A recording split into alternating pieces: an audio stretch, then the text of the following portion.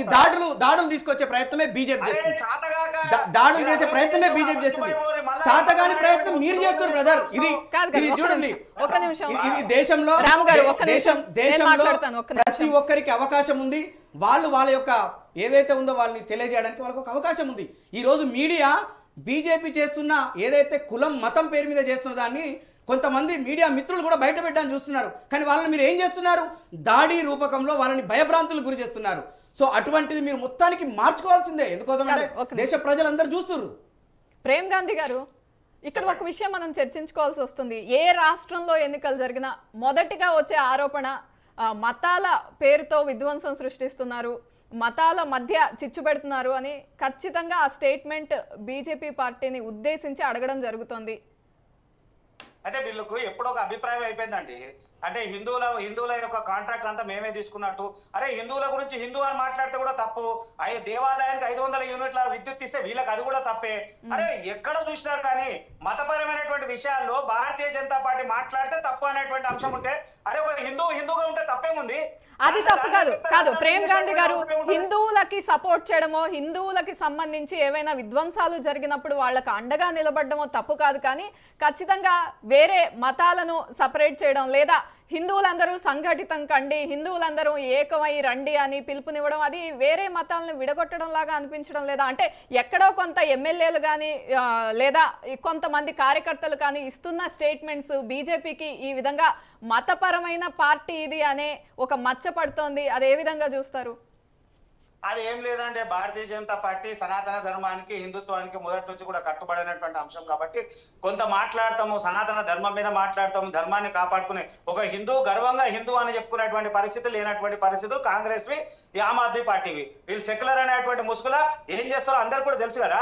నిర్మోహమాటంగా చెప్తా ఉన్నాం కదా, హిందూ అంటే తప్పేముంది? దేవాలయానికి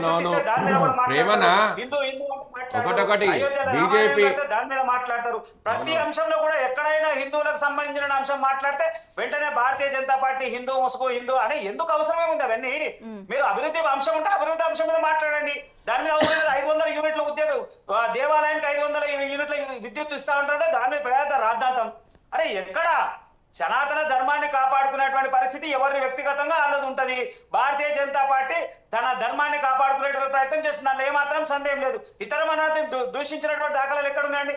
సమమత పరమతాన్ని కూడా గౌరవించేటువంటి సంస్కృతి హిందూ సాంప్రదాయం, దాన్ని గౌరవిస్తున్నాం కదా. ఎవరిని మేము అవహేళన చేసినట్టు మాట్లాడుతున్నాం? ఏ మతాన్ని కించపరుస్తా ఉన్నాం? ఏ మతాన్ని తప్పుపట్టినాం? లేదు కదా. అరే హిందూ అంటే తప్పేముంది? దాని మీద మాట్లాడితే సంఘటన చేస్తామంటే సందర్భం ఉన్నప్పుడు మాట్లాడతాం, దాంట్లో సందేహం లేదు కదా. అయితే ప్రేమన్న, ఇప్పుడు మీరు హిందువు అనే ఒక హిందువులను అడ్డు పెట్టుకొని ఓటు బ్యాంక్ రాజకీయం చేస్తుంది ఓన్లీ బీజేపీ పార్టీ. ఈడ ఒకటే స్పష్టంగా, అంటే వేరే పార్టీల హిందువులు లేనట్లుగా ఒక బీజేపీ పార్టీలనే హిందువులు ఉన్నట్లుగా మీరు ఒక పోర్ట్రేట్ చేసి మీరు చూపించడము, మీరు దాన్ని మాట్లాడము అవసరం లేదు. దానికి ఒక ధార్మిక సంస్థలు ఉన్నాయి, హిందూ వ్యవస్థను కాపాడడానికి ఒక ధార్మిక వ్యవస్థలు ఉన్నాయి. ఏ మతాన్ని ఆ మతాన్ని కాపాడడానికి దానికి సంబంధించిన ధార్మిక వ్యవస్థలు ఉంటాయి, వాళ్ళు కాపాడతారు. మీరు ఒక రాజకీయ పార్టీ, మీరు దీన్ని సెంటిమెంట్ గా వాడుకొని ఓటు బ్యాంక్ రాజకీయం కోసం వాడుకుంటే నిజంగా సిగ్గుచేటు. మీ చేతగాంతనానికి నిదర్శనం ఇది, మీ చేతగాంతనానికి నిదర్శనం అంటున్నాయి. నేను మీరు ప్రతి చోట కూడా ఎక్కడ ఎన్నికలు జరిగినా. ఒక నిమిషం ప్రేమ్ గాంధీ గారు, మున్నూరు రవి గారు అంటుంది ఏంటంటే మెజారిటీ హిందువులు ఉన్న దేశం కాబట్టి మీరు మతం పేరుతో వాళ్ళందరినీ మీ వైపు తిప్పుకోవడానికి ప్రయత్నిస్తున్నారు, ఎందుకు ఓటు బ్యాంకు రాజకీయాలు చేస్తున్నారని క్లియర్ గా అడుగుతున్నారు.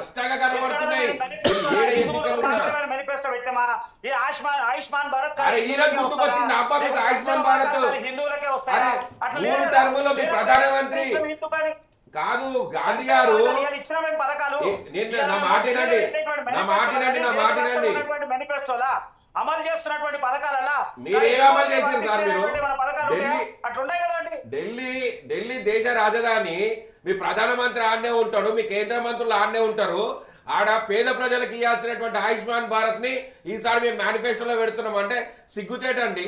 ఎవరైనా నవ్వుతారు? మేనిఫెస్టోలో మీరు పెట్టుకుంటారా మీరు దాన్ని? అది కేంద్రం ఇచ్చినటువంటి పథకం, అన్ని రాష్ట్రాలకు ఇవ్వాల్సిన బాధ్యత.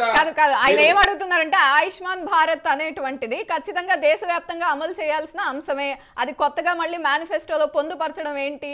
ఎందుకు ఈ విధంగా అంటే హిపోక్రసీ ఏంటి అనేది. అంటే పేద ప్రజల మీద మీకు ఉన్నటువంటి ధ్యాస ఆడ కనబడుతుందాడా? మీకు ఈ రోజు గుర్తుకొచ్చారు పేద ప్రజలు. ఈ రోజు ఢిల్లీలో ఉన్నటువంటి మహిళలకు పథకాలు ఇస్తామంటారు, ఈ రోజు గ్యాస్ సిలిండర్ ఇస్తామంటారు. మళ్ళీ ఇన్నేళ్ళు ఏడవనుకున్నారు మీరు? దేశంలో ఉన్నటువంటి రాజధాని అది, దేశ రాజధాని.